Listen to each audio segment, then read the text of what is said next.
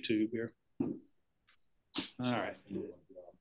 Slipping down, hold your check here. So, all right.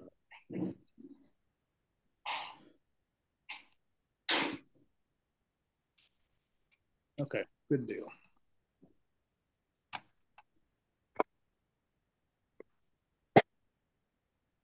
All right, back in business.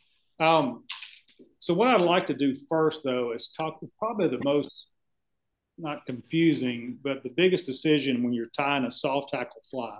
And a soft tackle fly is like the one I have here that just has a very soft, probably, almost always a hen feather hackle around the front. So it really flows in the water and kind of pulsates like legs on a bug. But there's a bunch of different kinds of feathers that you can choose to do soft tackles. Now, the most common one that you hear about is partridge. And I'm getting text from the stepdaughter. Good. We may get other text tonight. This is a partridge skin. Let me zoom out where y'all can see this a little bit better. This is a partridge skin, and if you tie a lot of partridge, I highly, highly recommend that you either get a skin or go in with someone and split a skin, because look at all these really beautiful feathers near the base of that skin. Because your other choice of partridge is a bag, something like this, that is just a bag of random partridge feathers, and they're probably, I don't know, maybe half the feathers in here use, maybe a third of the feathers in here you can actually use. So you really can't use many of those feathers. And I see for some reason my video is backwards. And I have no idea why. Zoom back up. Do what? Zoom back up. Yeah, but it's fine in the camera, but it's flipped on. Y'all bear with me just a second. It's flipped on here. Video settings. Oh, there we go. Okay, that way you can actually read the text. So this bag of partridge feathers, if you're gonna just tie a few, it's fine. But otherwise, you're not gonna get enough feathers out of this to really tie more than, out of this big bag, maybe a couple dozen flies. I got that guy. Yeah. And the only thing about these skins, and they're super nice because you got feathers all the way up the back here. I mean, there's hundreds and hundreds of feathers you can use in here. They're about $50 for that skin. But these little, this one was $2.95, and again, you get just maybe a couple dozen feathers out of it. Another option for partridge, and we've used this before, and Feathercraft's the only people I know that carries this. They carry these wing pairs, and they're only like $6 for a pair of these wings. And there's not a whole lot of feathers on them, but there's some really nice feathers toward the base of the wing. So there's probably enough feathers in a wing pair to tie 4 dozen flies, maybe. So wing pair is a good option too. And like I say, it's $5.95, $6. But my more recent favorite is the feathers like you have in your packet. And these are really inexpensive. These are hen saddle patches, come from the back of the hen. And they have some, and they're only like $10 for this whole skin. And they have a lot of really, this is speckled brown, really nice feathers. And the nice thing about these, they're a little tougher than partridge. Partridge breaks real easy. And not that these won't break, I'll probably break one tonight. But this soft tackle hen patch is what I've been using most recently. And they're about $10 because you can get them in different colors. That was a brown. Here's a speckled gray, which is very much like a partridge feather. It's kind of a light color. So those are kind of what I'm using now. A similar product are these India henbacks, but I don't like them as well as these that actually say soft hackle hen saddle, India henbacks. And the other option is if you have really, really small flies that you're wanting to tie, these will all tie down to about 14 or 16. Not many of us tie 18 and 20 soft tackles. I'm not going to talk too much about that, but there are some options out there for those. Hen neck from Whiting. I have one. I thought I brought it with me. I'll have to look for it. If I find it later, I'll show it to you. The hen neck from Whiting goes down to about a size 20, and it has hundreds of feathers on it, and it's like 30 bucks for it. So it's really good if you want to tie a lot of 16, 18, and 20s. But for 14s and 16s and 10s and 12s, these $10 packs are really nice, and that's what you have in your packet. All right. Any questions on feathers and stuff before we get rolling here? These are from Stockard, I think. This one's actually Old Florida Fly Shop. This one's Stockard. Okay. Yeah, and they'll say you'll like I say you'll see the henback India henbacks, right, which is not the same thing. I'm not going to refocus, and then you'll see these soft tackle hen saddle patches, and that's a really a lot better feather. And there's some others out there, but you know the partridge is beautiful. I mean, look at the barring on those feathers. But Carlton, you have a skin. That's what you tie off of it. Yeah. I just got tired of spending $3 or $4 or $5 for those little bags and get a dozen or two feathers out of them. So I just bought a skin. All right. So what we're going to do, let's go ahead and get started on our actual tying. In your bag, you should have 2 jig hooks and 2 straight shank hooks. And the straight shank hook is this is a Mustad 3366 BR size 10. It's actually a small 10, so this is more like a 12. Actually, this one is actually about like a 12.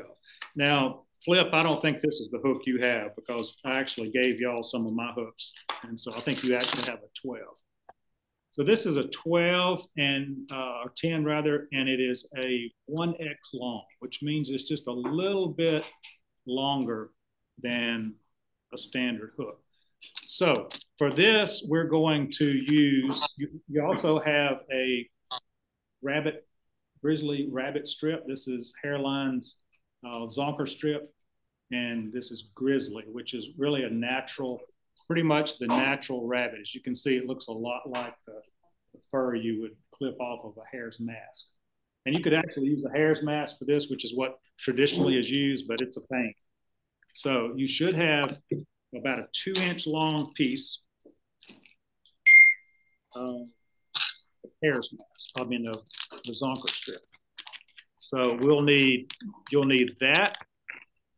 And then you also should have a small piece of Hare's Ear plus dubbing, brown dubbing. Should have that, and a small clump of it. I just replaced my hard drive in my computer, and it none of my settings for like silencing stuff are there anymore. Hide alerts. Sorry about that. Hide alerts. There we go. All right, back to this. And for this fly, this is your little patch of dubbing that you have, just a little clump of it. We're going to use that. You also should have about a 6-inch piece of wire, gold wire. And we're going to make a rib out of that. That wire is UTC gold ultra wire and brassy size. Brassy size is kind of a good overall size for these. So the first thing we want to do is we're going to use this Zonker strip to tie a tail. And it's going to be a tail very much like, it's going to look like the tail on this little fly here. So what we're going to do is, probably want to watch me do it first if you haven't done it before. I'm going to grab about, let me zoom out just a little bit. I'm going to grab probably about a half inch, 3/8 of an inch to a half inch clump of that. And I'm a right-handed tire, so I'm going to grab the hair in my left hand and I'm going to cut that hair off of the hide.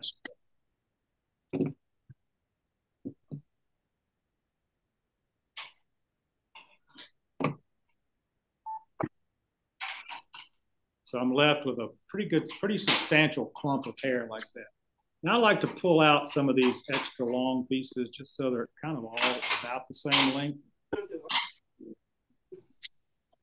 I've got a pretty good clump of hair. Now, we're not ready to tie it in yet. Well, you know what? We actually need to start our thread, didn't we? Thank you, John. John, you should have pointed that out to me. I'm here talking away and didn't start my thread. But we'll go ahead and get this strapped and lay it down on the table. And I also want to grab the tail in my left hand and pick out all of this under fur. It's really thick. And so I'm left with a slightly thinner piece, and I'm going to grab some of those wild hairs. And since I didn't have to start our thread first, just go ahead and take that and lay it on your table where you can pick it back up again.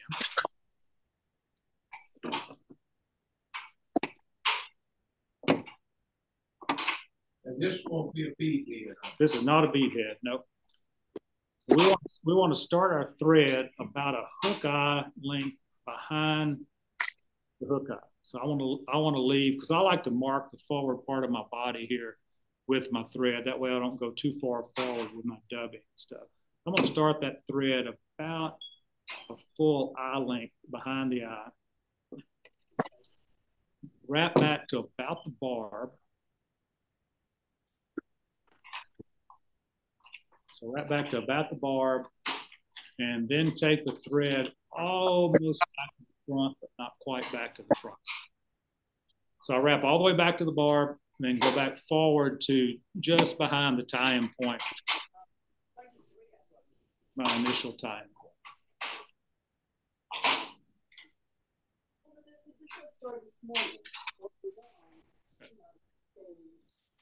Now let's try to pick up that, sorry about that, pick up that tail, that clump of hair we just had.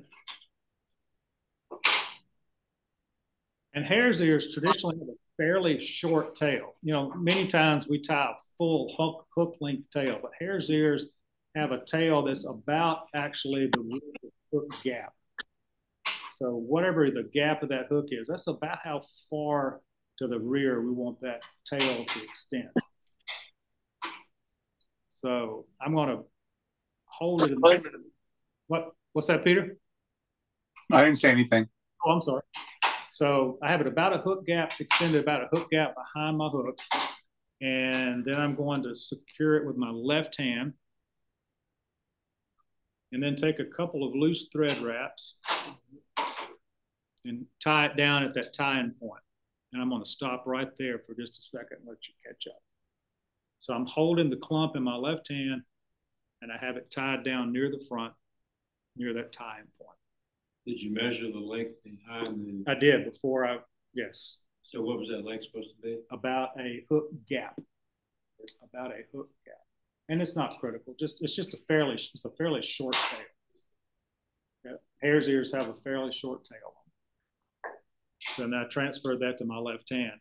Now, to help keep that clump on top of the hook, I like to hold that clump, and I'm going to rotate my vise where you can see it a little bit better. I like to pull that clump back towards me, up and up. So as I wrap, it wraps back, or it wraps down on top of the hook shank. So I'm holding that clump up and towards me. You can, now this is looking down on top, so you can see what that looks like.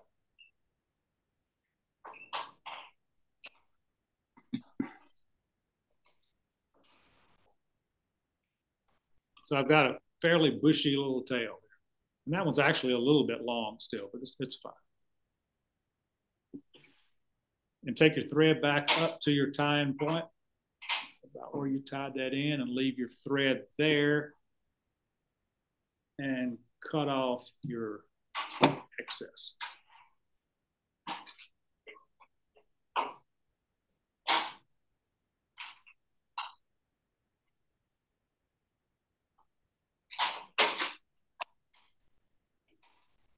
This fly only has 4 materials we're putting on. This tail is one, we're going to put the wire on next, and then some dubbing, and then finally a hackle feather, and that's pretty much it.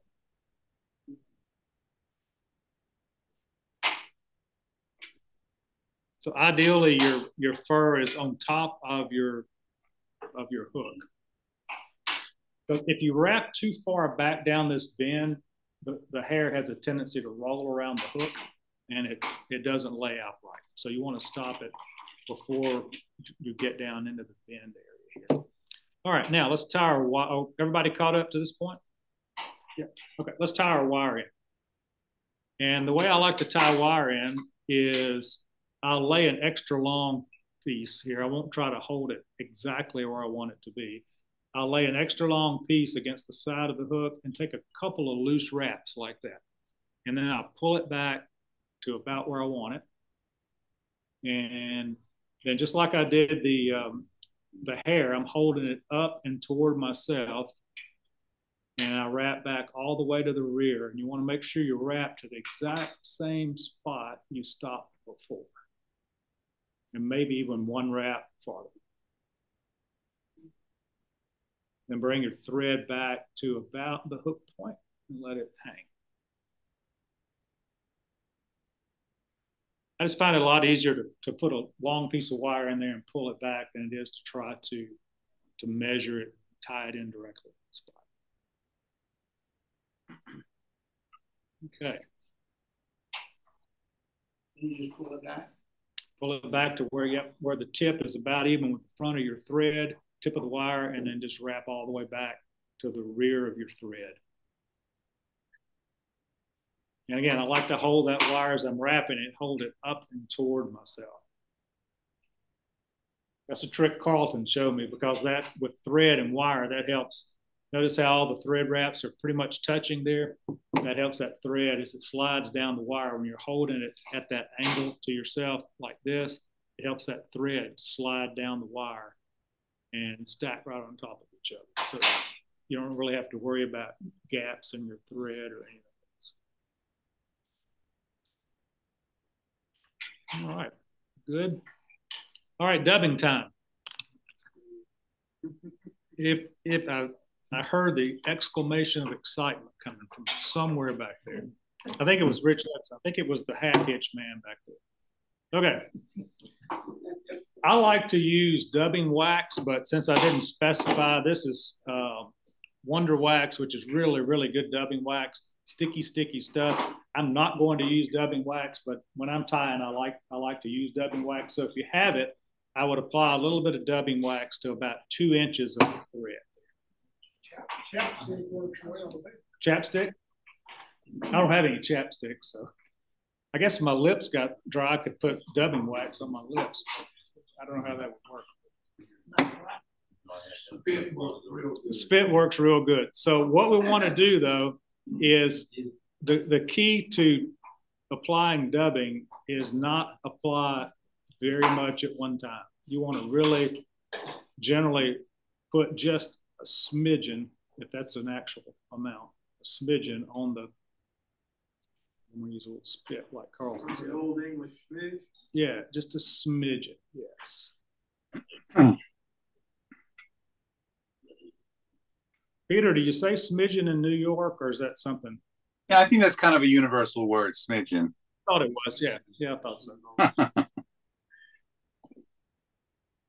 So I have about a 2-inch dubbing noodle here, and you see it's fairly thin. I can actually see my thread through it. And if you can still see your thread after you wrap this on your hook, that's not a bad thing, because that gives it a little bit of color in the water, so that's okay. So I have about a 2-inch dubbing noodle here. And notice I don't have, or I have very little dubbing, just some loose dubbing up here, because that little piece of non-dubbed thread is what I'm going to use to wrap back to the rear of my thread. So my dubbing then will actually start. So I'm wrapping that bare thread back. So my dubbing actually starts right at, and I just hung my hook, which is something you don't want to do. So my dubbing actually starts right at the rear of the hook, or rear of the thread. And then we just wrap forward. Don't worry if it's not really even, if it looks kind of clumpy. And I don't have quite enough dubbing, so I'm going to add a little more. I want to dub all the way up to the front of the thread base that I have. You want it tapered or not? No, you don't have to. No, because we're going to wrap it with wire. It's not going. You could taper it, Jeff, but it's not enough. There's really not enough taper to it to. It's just short, so it's. And it's such a rough, buggy body anyway. The taper is not going to show up that much. As you can see, this is like really buggy, and we're going to trim some of that off. You could leave it, but I like quite that amount of bugginess. So once you get your dubbing all the way up to the front of your thread base, let's go ahead and wrap your wire, and 4 or 5 wrap. I don't fool with counter wrapping. You can if you like, but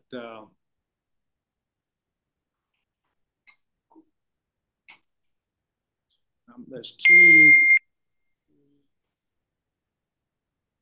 4. It's a pretty big hook. 5, 6 times gets me to the front. Now, what I like to do, and this is something a little bit different in the front with wire, I like to actually wrap the wire once around my thread. So here's my wire. I'm going to actually wrap my wire around my thread once and then pull straight up on it and then tie it in. That way your wire, it'll never come out that way. So once my wire got to the front, I actually took a wrap around my thread with it and then brought it up for that final tie. And then you can helicopter it off, just grab it fairly close and spin it, and it'll break. How many wraps did you make with the thread there? Couple? Yeah, I did 3 or 4 probably.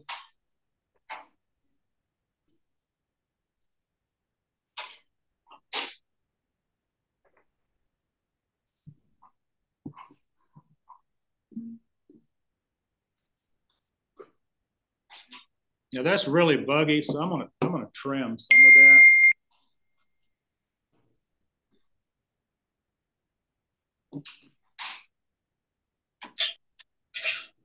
I'm gonna trim without trying not to cut my thread.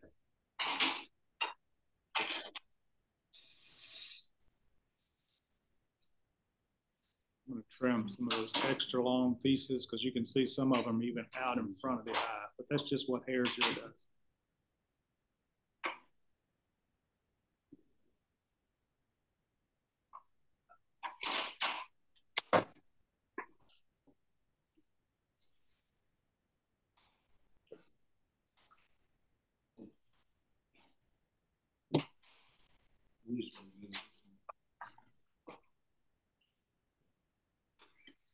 Okay.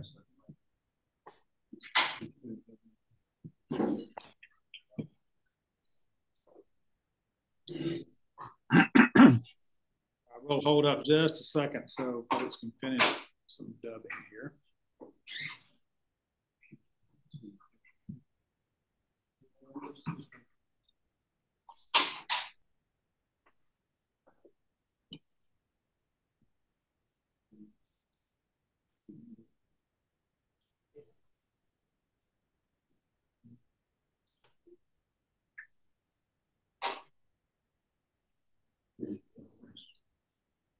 Okay.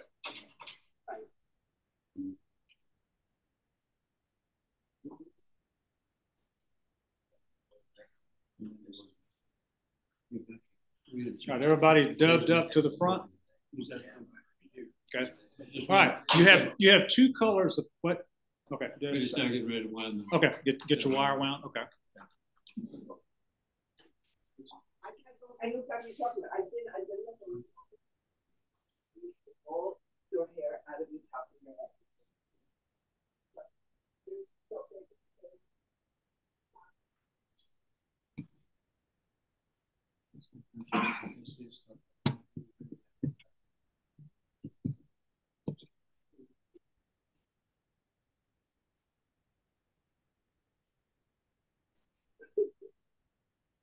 Bill, have you ever seen this tide where it's weighted without the bead? Yeah, you could weight it with lead if you wanted to sink a little bit. This will run unweighted like this will run inside of a foot, probably shallower than a foot. So it's really good for shallow water. Would work any like on the little moe fishing it. You could fish it like an emerger, like an A&W, just strip it in under the water. If you see a few rises out there that aren't where they're taking emergers instead of dries, just strip it under the water, and you probably run 4, 5, 6 inches, depending on how fast you strip it. So you put a feed below and then one like this above. You could, yeah. Yeah, you could actually do that. Soft tackles are often run in 3 or 4 of them at a time. But I would probably run 2, maybe a slightly weighted. I'm not sure I'd do a bead in the back because the bead's going to have a jigging action, which is going to affect your action on this fly. It's not going to pull straight through the water, but you could certainly put 2 of them in there. All right, I've got a little bit of extra hair there. All right, you have 2 colors of hackle. They may be hard to tell apart, but you have a dark hackle, and then you have one that's kind of just a pure brown, kind of like almost a little reddish brown. We want to use the one that's reddish brown, not the one that is really dark. So you see you have a dark one and then the lighter color one. Let's use the lighter color. And this is from the soft tackle saddle. Now, what I want to do on this feather, I want to get rid of all of this fuzzy stuff. Now, this feather shaft, this quill will break really easily. So don't pull real hard on it, but just strip all that fuzzy stuff off.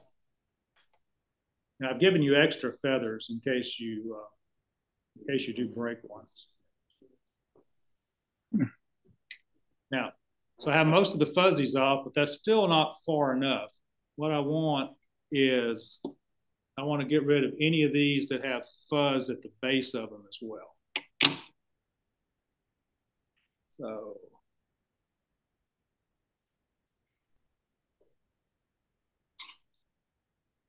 I want to be left with something that's about like that. And the general guideline for the length, the size of feather that you use is that you want your feather to be, the feathers, barbules to be about as long as the shaft of the hook. And you can see that this one is almost exactly that. Doesn't really matter. It's, but now there's a number of ways to tie this in. I'm going to show you one way that works well, that for me anyway, that doesn't break as many feathers. I'm going to hold the very tip of the feather and I'm going to then stroke back the barbules behind that tip. Now, it doesn't have to be exactly even on each side. Doesn't matter. Nope. Actually, let me zoom out some. There we go. Zoom out a little bit. Okay. So holding the feather, strip back. Now we have cut this, and we're not going to do that tonight. We have cut this and left a small triangle here and use that triangle as the tying point. What happens there, and I discovered this on some random YouTube a few months ago and just saw it again on another one, is that when you wrap that thread straight on that quill, it's like the wire we spun a while ago. So as you move that feather around, that thread kind of cuts into that quill, and it's already very fragile. So what we're going to do is we're going to tie it in the middle, in that middle spot, but we're going to use a couple of loose wraps, and then we're going to pull that feather back just a little bit to where my thread is actually about here. And then that thread will be wrapped around a few of those barbules and the shaft. Now, that doesn't guarantee you're not still going to break it, but it reduces the chance of breakage quite a bit. So, and you'll notice the feather's curved. So as we wrap it, we want those fibers to sweep to the back. So we want to tie it down with the concave part toward the hook. So I'm going to just lay the feather on the hook like that. I'm just holding it with my thumb. And it's jumping forward. So if your thread wants to jump forward on you, just give it a counterclockwise twist. I'm going to take a couple of loose wraps right in that middle part. Well, actually, I've got 3 there. And then I'm going to pull that feather back, not far, but just a little bit, and then take some tighter wraps. Pull it back toward the rear of the hook. So what I've done is I've pulled some of this part of the feather under the thread. And it gives me a little bit stronger tying point. And then I'm just going to slip my scissors in here and snip off any of that front feather. Have you put it, you have to put any more wraps on Take a couple more tight wraps once you snip it off. Yeah, like I say, you still may break the feather, but you have a lot better chance of not breaking it.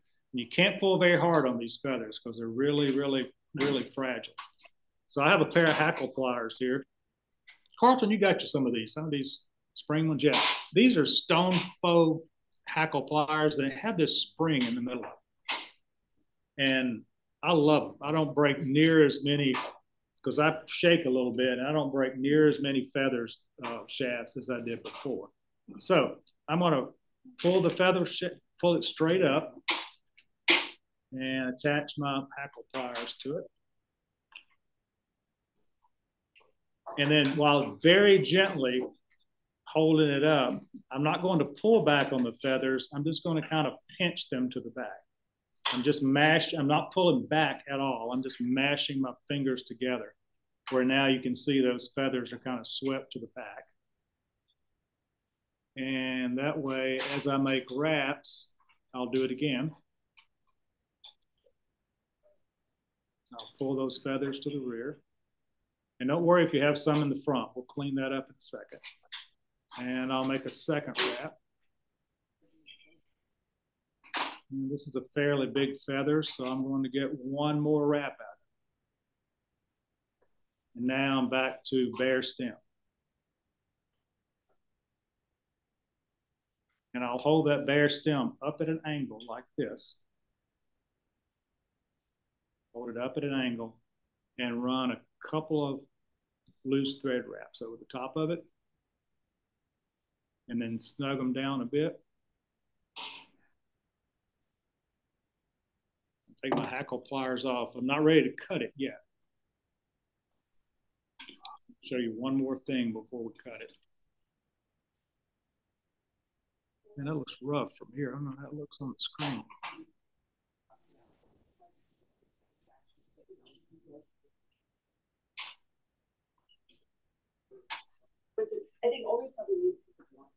Then I want to take a couple of wraps in front of that as well, front of that stem, and then reach in and cut the stem off.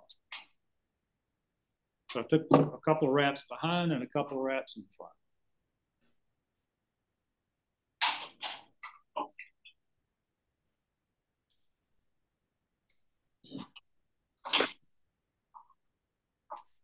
What was the HSS?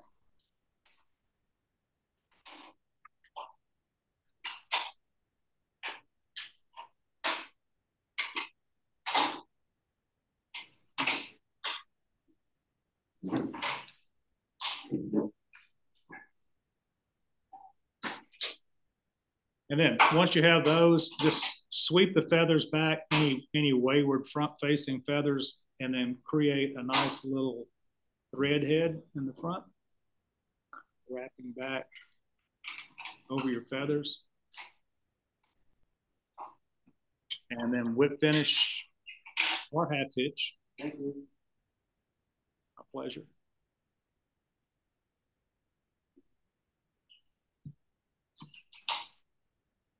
And cut off the tag end. And of course, I'm not going to put head cement on this one, but you would want to use head cement. And that's it.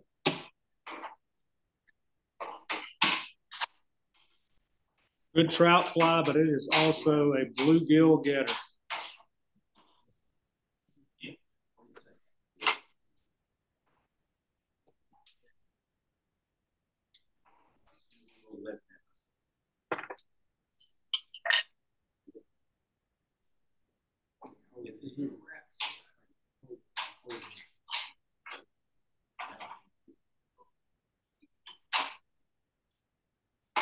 And that is a basic hare's ear soft tackle. About the only way you could make it more basic is you could skip the wire if you wanted to.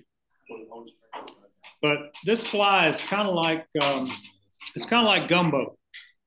You know, everybody likes to make their own gumbo is kind of a platform. You know, it's not one dish. So this fly is a platform.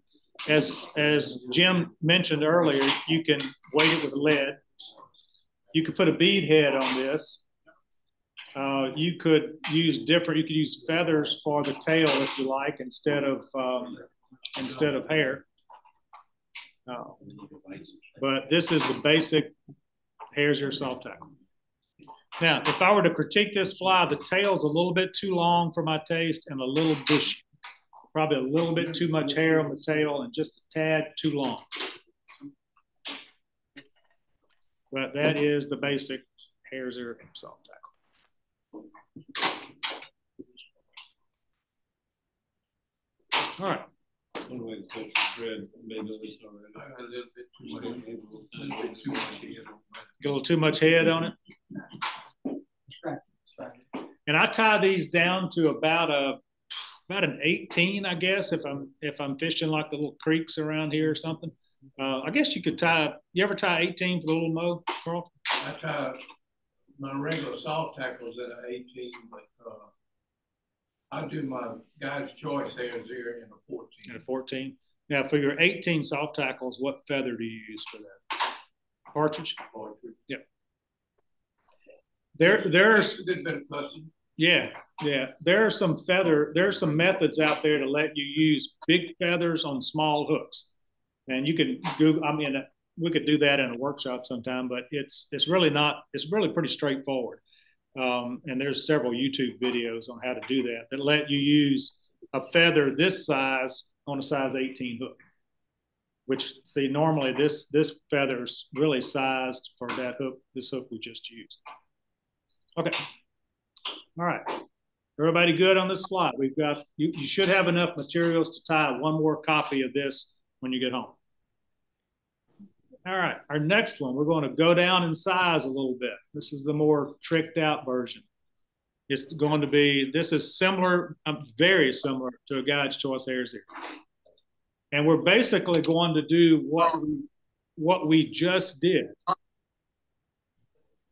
Oh. Any questions online, guys? I thought I heard something. Good? Okay. All right. You should have a couple of beads and a couple of jig hooks. A jig hook, this is a size 14 jig hook. And the beads are 7/64 slotted tungsten.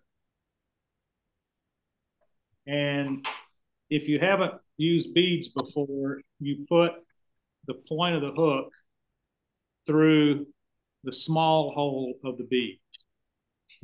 There's a slot on one side of it, and if you drop the beads on the floor, I have more beads. Yeah, it should be when you drop your bead on the floor. I did.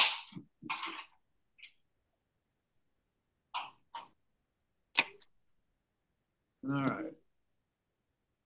And for real small hooks, I find these test clips handy to hold the hook and thread it on the bead if it's really small. But this one's not that small. You can also put it upside down in your vise. Yeah, you can. Yep, that's a good idea too. Put the hook upside, point up in your vise, and feed it on there. Now, there is a right and a correct and an incorrect orientation on these. We're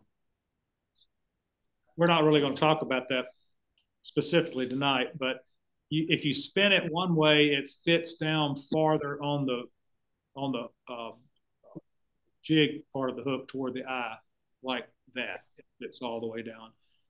If you orient it the other way, it doesn't quite go all the way down. So you want to roll your bead around to where it's all the way down on the back of the eye of the hook.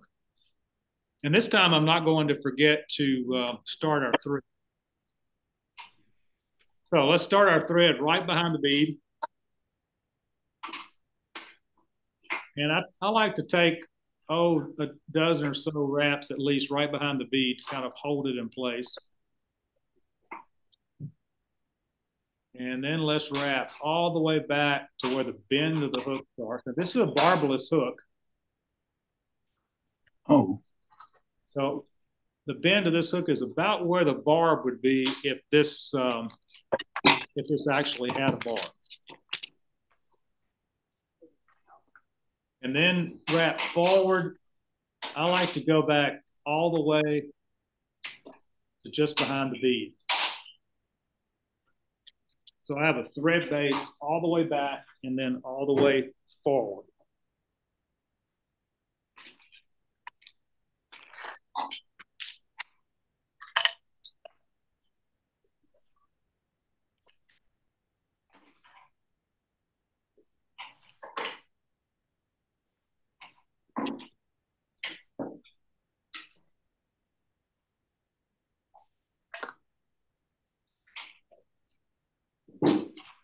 Now for trout, this is a great hook. But for bluegill and panfish of any sort, I don't use barbless hooks. I like a barbed hook. And my absolute favorite hook for these, this is a J. Stockard hook, but it's actually made by Umpqua. I'll show you the Umpqua version. And this is a size 14. They're 604. It's a big 14. You can see it's much longer than the hook that's in the vise. But that's what I like about it. For like bluegill flies, it's barbed, and I tie all of my jig bluegill flies on this hook. And it's a 14. It's really about the size of 12. It's a big hook. And the Umpqua number on the same hook is 555 jig. So if you want a barbed hook, these are really good hooks to tie these kind of flies on. Just order one size smaller than you want.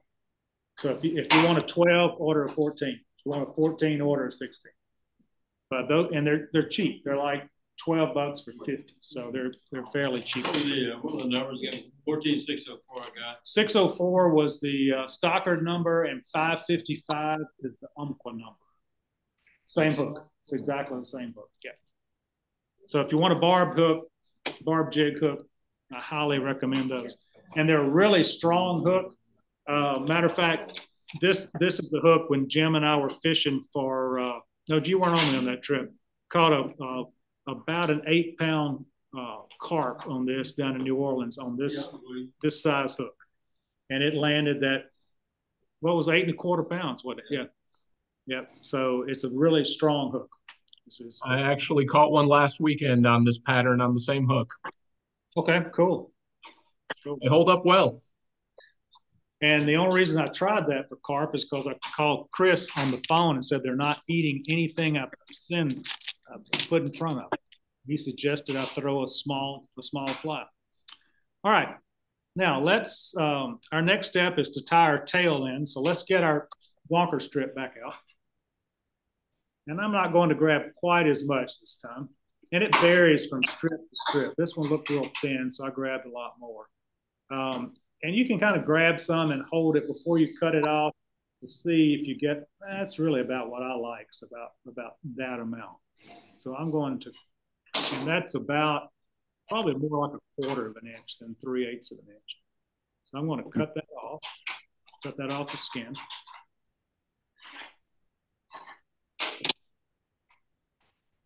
Pick out all that under fur.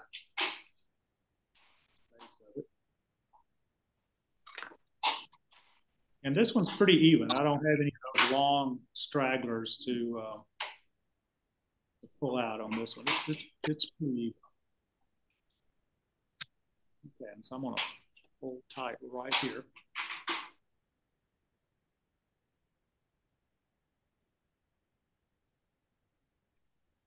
Now I have a nice clump. And just like before, we want a fairly short tail. So something about a hook gap and length. Now, so I'm holding this with my right hand. Again, I'm a right-handed tire. I'm going to transfer this to my left hand, but I'm not going to tie it in yet. Because I'm tying behind the bead, I like to pre-trim the tail. So I'm going to reach in and using the back of the bead as a guide, trim my feathers off, my hair off right there. So that way I don't have to trim any tag end off of the rabbit fur once I tie it. And I'm going to give my bobbin a quick counterclockwise twist just to make sure that thread jumps to the back. See that jumps to the back now? A couple of loose wraps over, and then a couple of tight wraps. Now, I'm not going to worry about that little fuzzy part at the front. I'm going to pick that back up in just a second. But just like I did before, I'm going to hold this up with my left hand and pull it towards me. And as I wrap, because I'm holding that hair up, that thread slides right down that hair, keeps it on top of the hook, and keeps my thread wraps together. And I want to go back to that same point above where there would be a barb. And again, I got it a little bit longer than I like, but that's okay. And then I wrap back forward. Go ahead and take that little fuzz down with your thread and come back, leave your thread right at the bead.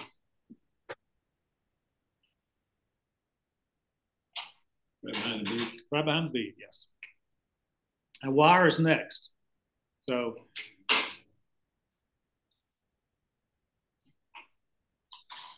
now, since I have a bead, I'm going to use a little bit different technique. Before, I tied it in with a long tail and then pulled it back. Here, I've got a bead that actually stops the wire. So I'm just going to stick the wire into the back of the bead. So I'm going to stick the wire in the back of the bead and then tie it all the way to the rear.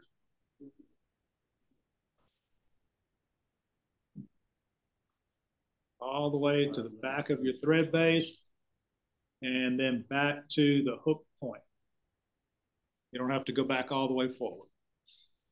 Now, the reason I tied that hair in all the way up to the back of the bead, if I hadn't, I would have a very thin spot in the body of my fly.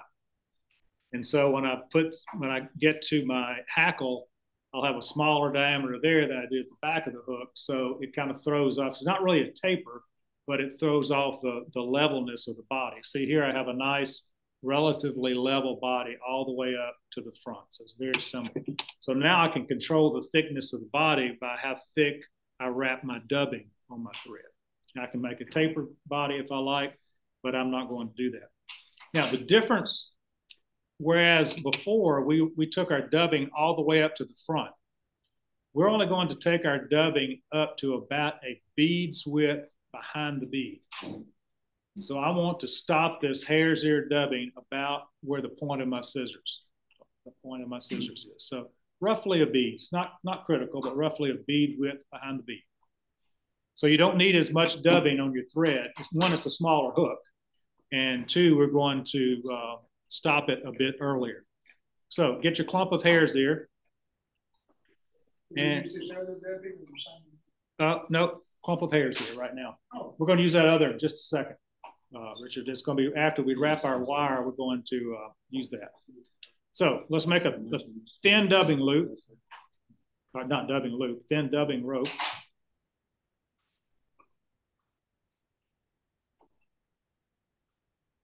This stuff, I like to apply it pretty sparse.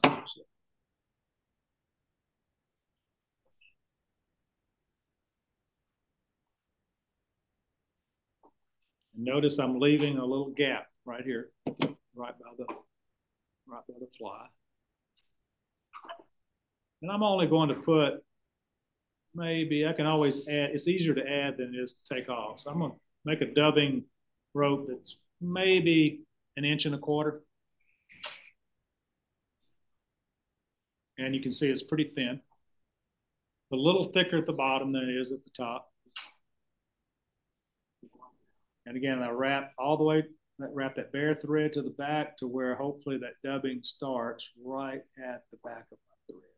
Now, you can also start wrapping in front of your thread base if you want a little hot spot at the tail. So I could actually start the dubbing there and have a little of that orange thread showing, but I'm going to go all the way to the back with it. And make touching wraps forward. And actually, I have a little bit too much dubbing here. That's about where I want to stop. Maybe one more turn right there. And hare's ear without wax is pretty unruly. So first fit, Carlton.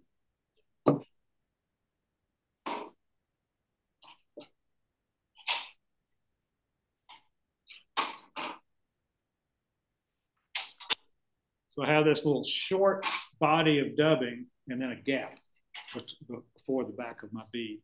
So go ahead and take your wire, and this time you're only going to make probably 3 wraps. Let's see, there's 1, 2, 3. And then just like I did before, I'm going to take a wrap around my thread with my wire and bring it up and then tie it off.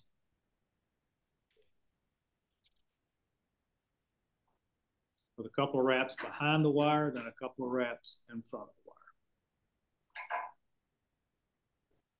Helicopter it off.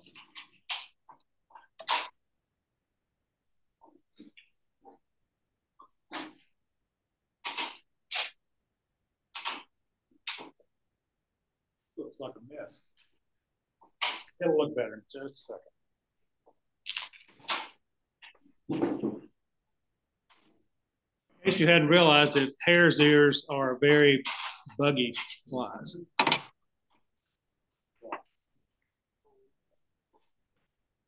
They're very buggy. Now, you should also have a little clump of this sparkly dubbing in your package. Now, at this point, if we were tying a Guide's Choice hare's ear, it has peacock herl in this gap tied in, actual peacock herl, and it has a piece of flashaboo, some flash that makes a wing case on it. So if we were actually tying a Guide's Choice hare's ear, we would now tie in that flash, we'd tie in some peacock herl, wrap the flash over the top, tie it in. But we're not going to do any of that. We're just going to take this little clump of shiny dubbing and dub this gap with that dubbing. What kind of dubbing is this? This is SLF Prism and Peacock. Yep, SLF Prism and Peacock. If you use peacock herl, do you still use the dubbing also? No. This is just quicker than peacock herl for me, and peacock herl is great stuff. And you know, I probably still tie some just like the Guide's Choice hare's ear, but this, you don't need much of it at all. And I mean, probably that might be 3/4 inch, maybe. And I'm going to slide it up almost to the fly and then dub it. And I need just a little bit more. Slide it up and dub all the way to the back of the bead.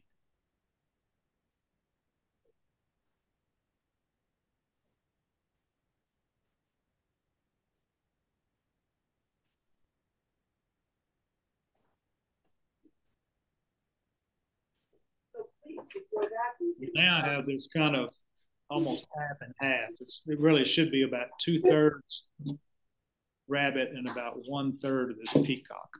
Oh, you're obsessed with it. You can watch My bead had slipped up, and so I stopped my rabbit a little bit too early. And now the only thing that remains is to tie our soft tackle in, just like we did before. And I'm going to use the darker soft tackle, the one that's kind of a darker brown. And there's nothing special about it. They're just a little bit smaller than the lighter browns. But you want it, this is a size 14 hook, so you want to choose one of your smaller ones, whether it's the dark one or the light one. And I think the dark ones are going to be a little bit smaller for you. So I'm going to strip all of these fuzzies again off. And I'm also, again, going to strip all of these fibers off before the speckles part starts. I'm going to strip those off. So now I'm left with a little clump of feathers. Now, if any of you ever tie in soft tackles by the base instead of the tip, yep, you could do that here. We're not going to, but if you wanted to tie it in by the base, you just lay it there and then spin it by the tip. But I don't do well with that method. But you see some of the YouTube videos, they do it that way. So just like before, I'm going to grab the tip.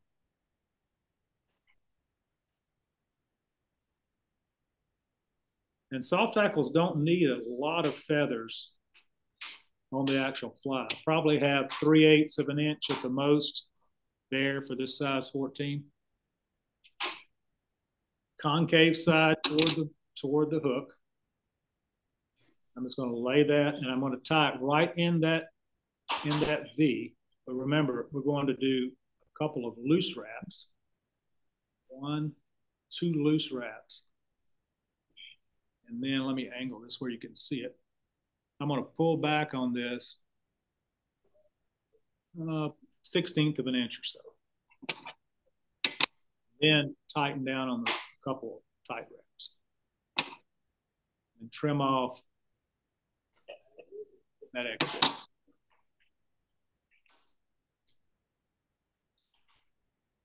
Hopefully, we won't break the feather. If you do break the feather, just back a little bit of your thread off, tie another feather in, and do another one. So attach my handy spring-loaded hackle pliers here. And again, I want to just mash those feathers back, just press them together. You don't want to really stroke them back because you might break the feather. Let's see, they're both pointing to the rear. And make some very, very gentle wraps.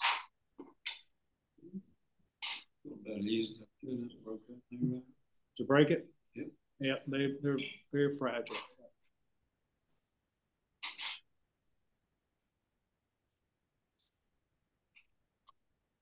This is in front of the. In front of the peacock dubbing, but behind the beak. Yes. Thank you, Rich. And then when you get to the bare stem, a couple of thread wraps to tie it off. A couple of thread wraps behind the stem, and then we'll do a couple of thread wraps in front of the stem.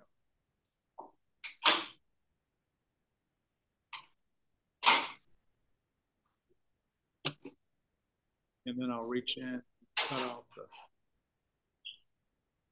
tag end of that. Oh, did I hear a broken feather online there? That Peter broke a feather? My feather didn't break, my thread broke. Oh, no. Didn't expect that. One thing about this henback is the fibers don't splay out as much. They have a tendency to kind of stick together, but you can just get your bodkin and just spread them out if they have a tendency to stick together. And at this point, just sweep those feathers back and create a hot spot with about 8 or 10 wraps of thread at the front, and then whip finish.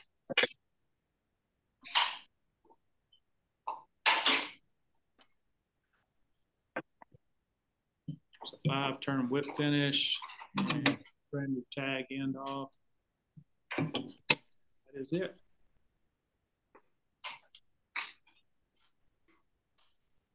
If you have any overly long fibers, you can reach in and trim those if you like, or just leave them there for the bugginess of it. And in the water, the hackles on this and the water fold back over the body and create a really nice profile. And then it stops, they kind of undulate back up. And with that flashy dubbing underneath gives it a nice bit of flash.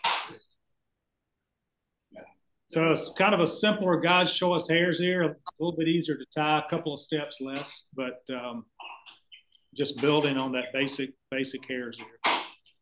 And again, you should have enough material to tie another copy of this one as well. Now this fly, you can strip it, but with the bead on it, it'll sink a little bit more, which is a good thing, but it'll have kind of a jigging motion, or you can fish it under an indicator. Works real well in an indicator, particularly with this tungsten bead. I tie them a lot with a brass bead if I want to strip them, and it's not quite as heavy as it is with a tungsten bead, and it doesn't sink quite as much.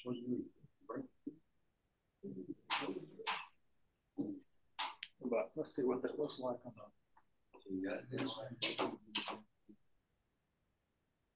Yeah, I really should have. Rabbit should go to about right here. Right about there is where I would want my rabbit to be. I started a little bit, stopped a little bit too soon.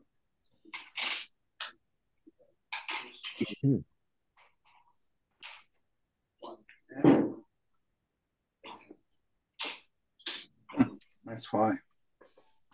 I like this one. This is a good one. This is it seems like sometimes they won't flash and sometimes they don't. If they don't, I always tie some without a hot spot. So they only flash like that first fly we tied, the basic one. I tie it with a hot spot, so the only flash is the little bit of wire that's on it. And sometimes that seems to work real well also. All right. Thank you. Okay.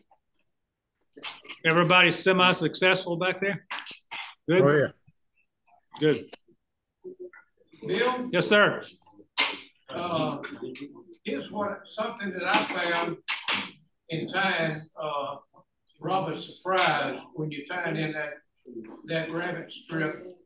I didn't, before I tied my rabbit tail in, I didn't cut it off of the strip. I left it on the strip. In other words, I cut the hackles. Yeah. And I would, strip the much fur off of the fur off, with my fingers, and then cut the strip.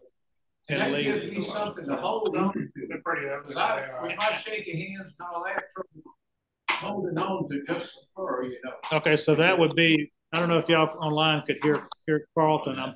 Yeah. Carlton, so it'd be something like, if you're tying in, let me find my rabbit strip here, whatever. Okay, so if I want a piece that's 1/4 of an inch there, I'll actually cut that 1/4 of an inch off the strip. Exactly. Like that. Leave the hide on it and pull some of that underfur, which will come out, and then tie it on. Let's see, let's just say right there. Tie that on, and that leaves, I can see that. Yeah, look at that. Leaves you something to grab onto and hold it up, and bam. It's pretty slick. Learn something. Yeah, it's a good idea. So could y'all see that online? Yeah. Yes. I don't know if you hear it. Yeah, that's a good. Yep.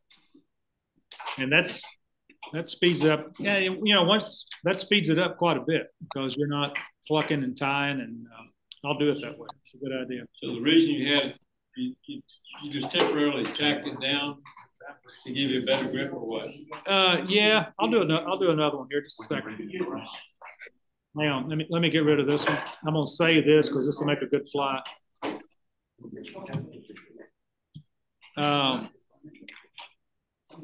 All right, I'll go through. I went through that one pretty quick just to see if Carlton, if that was what he was talking about. All right, so I've got a thread base down, come back up near the front. And if I want a 1/4 inch piece, instead of cutting the fur off like I showed you, cut the hide, cut a 1/4 inch on your hide. Leave it on the hide strip, and then strip. You can still strip some of that under fur out because it slips out. And then tie that in. Kind of get a nice grip on it. Tie that in whatever length you want. Just like we did before. And then you have something that you can grip. You actually have like a little handle on there that keeps all that fur together and it doesn't wrap. Nice. I like it. Thanks. Thanks, Paul. You will. Thank you. I forgot that Robert actually showed us that's the way he tied his fly in January when he tied, of course. He did it that way. All right, folks, that's about all I have. You should have enough to tie a couple more of these, but pretty basic materials. Most expensive single material is the hackle, but that one patch will tie several dozen. Bill, Yes. if anyone's in,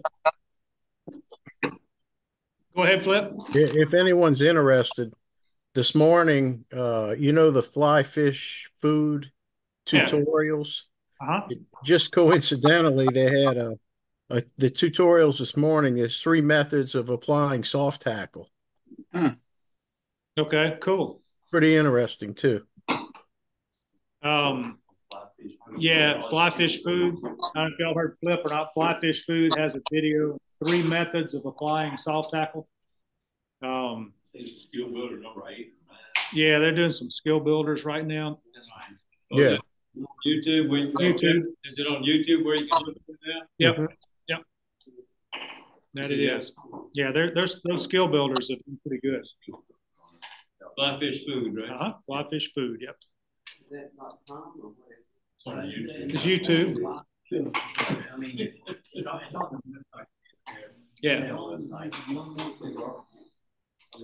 So if you haven't fished these for like bluegill and of course trout, obviously they're designed for trout, but they are really good bluegill flies, really good, and they're fun. If you strip them, those bluegills hit hard on them, and they're a lot of fun to catch with it. So.